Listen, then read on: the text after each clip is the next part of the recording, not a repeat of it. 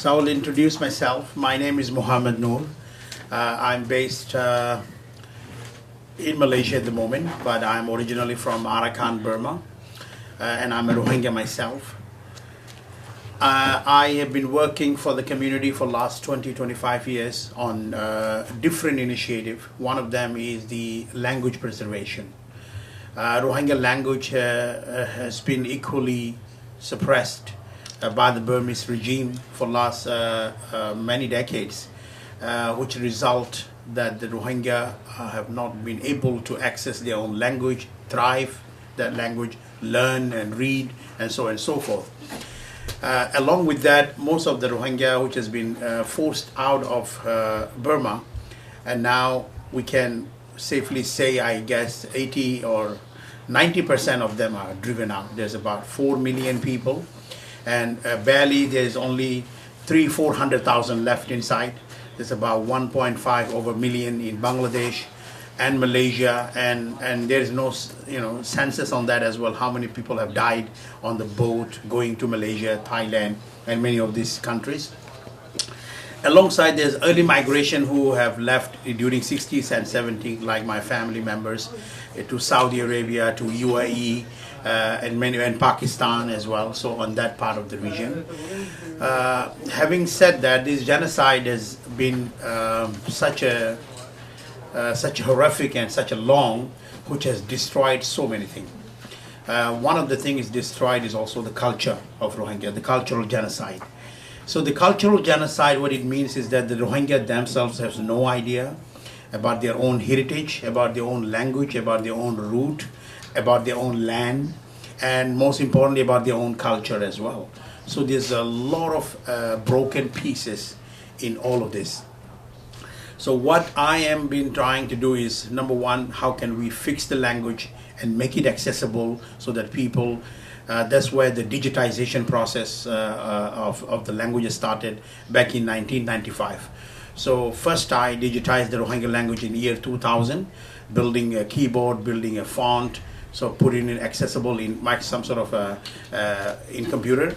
And then later in 2012, when then we put a proposal together to Unicode so that the language can be Unicoded, and the journey continues. Then it took us about 7 years, 6+ years to get it Unicoded. After that, we started to look for adoption. It was first adopted by Android in version 11, where Rohingya can be read but cannot be written. Then I started to build again a Unicode keyboard and a font so that they can be used. Later, Google picked it up and then developed a font called Notusan in the Notusan family. And moving forward, then the iOS has adopted it today. So the iOS has actually built a keyboard and all this. And any iPhone today, you can actually pick it up and access the Rohingya language, which actually gives a huge slap to the Burmese government and the authority. They wanted us to be eradicated and from this earth so that we do not exist. So we started to exist and flourish, and since then, there's a lot of people that started to build the content. So we also, here's no internet connection I was trying to do, because what I wanted to show you was now a lot of people actually able to read and write on comment on Facebook, YouTube, and then we have multiple websites in Rohingya language that is now thriving. One of the initiatives that I have is called Rohingya Vision, which is a media outlet run in 3 different languages. One of them is Rohingya, written in Rohingya. So if you want to have a taste of it, this is a seal that I made in the Rohingya language. You can just pass around and have a look at it. This is what I'm going to put. So this is a Rohingya language which is Unicoded. And now not only we are writing it, but we are trying to write on wood. We're trying to engrave it into metals and making like rings and stamps and whatever the possibilities are. So this is how the map of Arakan, indigenous land of. I can have a taste and how you can see how it looks, the writing system and all this. So this is all part of preservation, and most importantly, this has actually elevated Rohingya community in many different levels. Janice, yes? Right to left or left to right? Right to left. Right to left, thank you. Right to left. So it's such a great pleasure for a lot of community members who have been living in hiding and exile to see their own language thrives. And we are talking to a number of organizations so that we can do some sort of building an online translation dictionary or anything, so that from English to Rohingya, from Rohingya to English, so more content can be built. I was talking to OpenAI that how can we build a language model that can scrape all the Rohingya data. So we have a lot of video, audio, text, so that can be converted into put some sort of AI interface and maybe start to build curriculums, start to build educational materials, and vice versa as well. Having said that, so this is all part of last year I spoke about decentralized identity, but I'm not really focusing on that because identity for Rohingya is not only decentralized one. Identity is the culture. Preserving all the other element of Rohingya is also part of identity, which is their culture, tradition, language, all of it, all together. Part of that is also we have built an archive, which is going to be soon accessible, an open archive that contemplate or that has an horizon of or a feel of what is the Rohingya culture is all about. So the Burmese destroyed basically entire Rohingya culture. So we did a lot of categorization in Rohingya culture. So let's say language. In language, how many material we have on text or audio or video, and we have such a beautiful proverbs and dictionaries, and many of these the people have actually forgot, the third and fourth generation who are living in different parts of the world. And then moving forward, the culture. So we have different traditions, because now a genocide victim, they cannot practice all this tradition. How a daughter treat father, what kind of ceremony we have. There's so many different type of ceremonies, different type of clothes, different type of seasonal foods, different type of songs, and many of those things that has the ability basically to tell Rohingya themselves that who are Rohingya and what is their culture and how this tradition thrive. So one is reconstructing or maybe reclaiming all those, and also giving the hope to the community that we can live, we can thrive, because it's a huge generational trauma for the people that have been killed and murdered and raped and burned their villages, to see a lot of development. So now there's a number of things has been started to build for last actually 2 years. There's a lot of Rohingya developers that started to build mobile application for different things, reading books. Maybe a number of them have started to build some keyboards and different design of fonts. So people have started to experiment. Many number of things. You can see that a lot of things are thriving and flourishing within the community, especially the young generation, trying to build animation, video editing, trying to build Rohingya courses. How do you edit videos in Rohingya? So this is something really new for the community, for a marginalized community. So lastly, what I want to say is that so Rohingya project becomes a glue in a sense, in a decentralized way, not so that we don't do all the work, but we ask the community in different parts of the world to start look based on their interest. If you are interested in language, build tools around it, or build educational materials around it. Then if you are interested in archiving our history,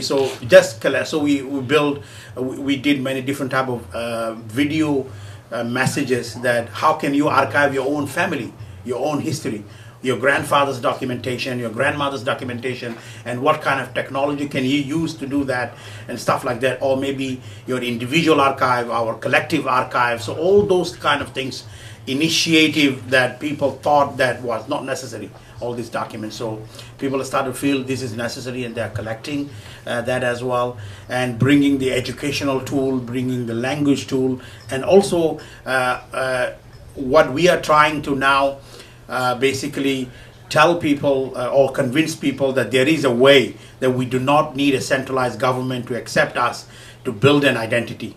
And then also to access financial bank instrument, having a Visa card or a MasterCard. There could be any other way, digital banking system, other decentralized solution, and so on, which is really difficult for a marginalized community even to understand or comprehend. So that's what we are looking at, and multiple ways of so that they can tap into financial services. We haven't implemented any yet, but we did a pilot on building a token.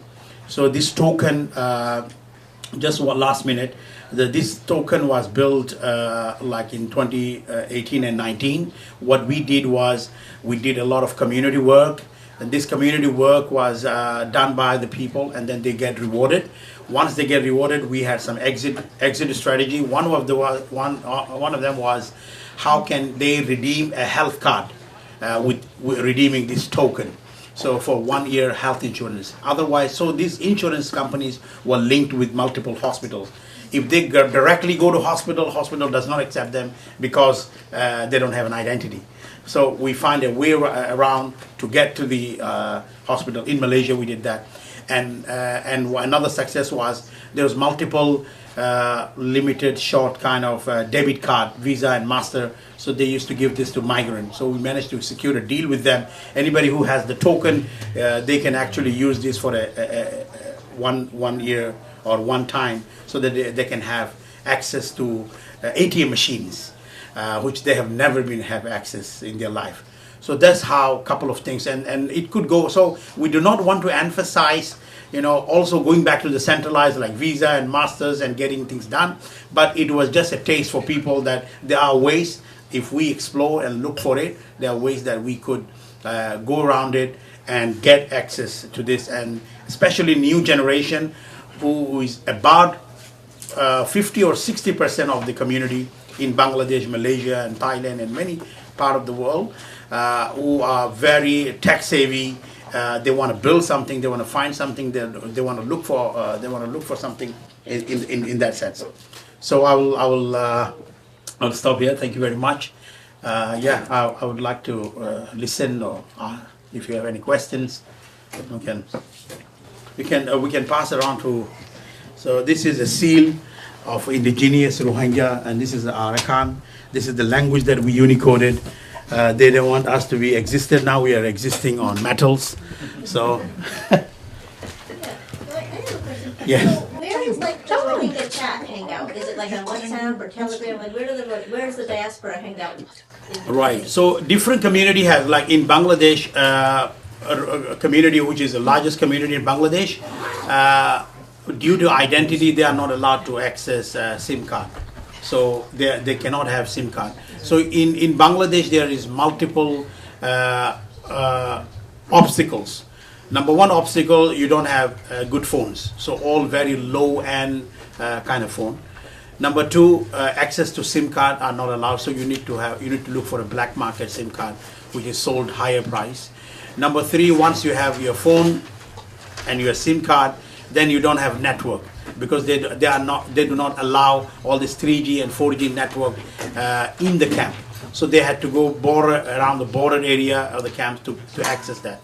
Once they managed to figure out that, they didn't have electricity. So because in the camp you need to look for a solar. So once you have a solar, then you need to have a battery. So there's a multiple problem. So for WhatsApp to run an audio note, just to send and receive, it takes, let's say, hi, how are you? I'm here at this location, can you come? Which is less than 10 seconds. It takes about 4 minutes just to get uploaded. And they intentionally, reduce the bandwidth in the CAM area for multiple. So, I know it's not part of the question, but I just want to give you a sense how difficult it is for a community to just even accessing WhatsApp. When you don't have infrastructure. So that is the case for Bangladesh. So in Bangladesh, mostly people use different tools in different areas. So WhatsApp is one of the common one, but people also use WeChat. WeChat is a bit lower bandwidth and stuff like that. But if you go to Malaysia, Malaysia is well infrastructured place. People live in urban area, not into the camp. So they can tap into urban infrastructure, 3G, 4G, and 5G. But again, Malaysian government has actually strictly told to the telecom that anyone who do not have a valid visa or a valid document should not be allowed a SIM card. So they cannot also buy SIM card over there. It also has to go through black market, and unfortunately, that's how it goes on. But in Saudi Arabia, case are a bit different. The people have ways to earn money. You can find good phone in Malaysia and Saudi Arabia, Samsung type, iPhone type, a bit higher end, and not the lower end. And then accessibility is also good. So different people use different, and now community is divided also into many things, right? So one of the way we do is that how can we Rohingya communicate themselves at least among the villagers? So there's about 18 township in Arakan, the map that you can see. So we encourage people at least to have a group. It could be WhatsApp group, it could be TikTok group, it could be Facebook group, whatever it is, so that they can at least gather themselves and share the information. So there is no standard or any specific platform that can work. But I think most of the young generation that we realize all of them are TikTokers now. Yes. I was wondering, do they also make use of mesh networks? Do you ever use any mesh network based? We have actually proposed that in Bangladesh, but Bangladesh government has cracked down. So any devices anybody has, actually, if you even having a good phone like even not like S21 or 20 along the Samsung or Galaxy line, it's taken off. But with Mohammed Yunus having taken over this week, and he's got a very strong interest in village telecom, I'm hoping that will change for it. Hopefully, yes. And Bangladesh government, I think the situation in Bangladesh keep changing in different, right? So there's a lot of right wing and left wing, and this sentiment. One of the things that I want to highlight here is that actually Burma managed to outsource their problem into many different countries. Right? Not only them. Yeah. Malaysia is one of them, Bangladesh another. And also they make sure that there is some sort of hate campaign against Rohingya continuously going on, because they don't want to give a breathing ground for the community to revitalize again, either in Bangladesh or Malaysia. So you will see time to time hate campaign against Rohingya in all these countries. I know we have to go into a little, but I'm curious if you've had young Burmese reach out, because I'm in touch with one of the folks from Myanmar who, is under attack from his own government, and he told me that there was like a little campaign among the ethnic Burmese to say that, oh wow, now we realize what happened to us, like we were being brainwashed, and now we want to reach out and kind of apologize and like do some of that networking. And I don't know how much that actually got out beyond the borders, but I have a friend who he grew up in a military family hearing all this stuff, and then he was like, oh wait, they're using this to attack us too, Right. One thing the Burmese have learned from the British is divide and rule, and they are doing a very good job in Myanmar. No race like each other, neither the Kaching, neither Karaing, neither Rohingya, neither. So when the Myanmar military attacked Rohingya, that is in 2012, then before that as well. So we all hoped and we all advocated for Aung San Suu Kyi, that if she's a democracy, icon, if she comes, exactly like what, as you mentioned, Muhammad Yunus comes, so as a messiah kind of thing, so that could happen. When Aung San Suu Kyi came, actually the real genocide happened in 2016 and 17, when mass murder, mass rape, organized burning of the villages. It's like 700, 800,000 people has been displaced, and I don't know how many thousand killed and drowned in the sea in Malaysia. And I used to tell in Malaysia that everybody eat fish. Now these days, fish eating Rohingyas, because there's too many of them on the sea, unfortunately. So having said that, then we realized. So our enemy started to realize one by. So it was army, Then we thought the civilian government will do a good job. They came, they did worse job, and not only that, they came all the way to Hague and defending that it's not a genocide, defending that the women was not raped, and so forth by the Aung San Suu Kyi. And then there was left Rakhines. So we thought the Rakhine will, do a good job. Now, for last 3-4 weeks, I think if you follow, the Rakhines are using drones and attacks and missiles for unarmed. So it is a continuously. So yes, there are activists, Myanmar activists, and their voice are not heard. But general community, Myanmar military managed to create enough mess that we do not mingle with each other, we do not collaborate with each other, and everybody is on each other's throat, fortunately. So we do not see any hope that any of the other race in Burma would help. Well, not to contradict you, but we are doing a Myanmar refugee and Rohingya jobs con for DevCon, so you should talk to me. We do want to combine. Definitely. Yeah, of course.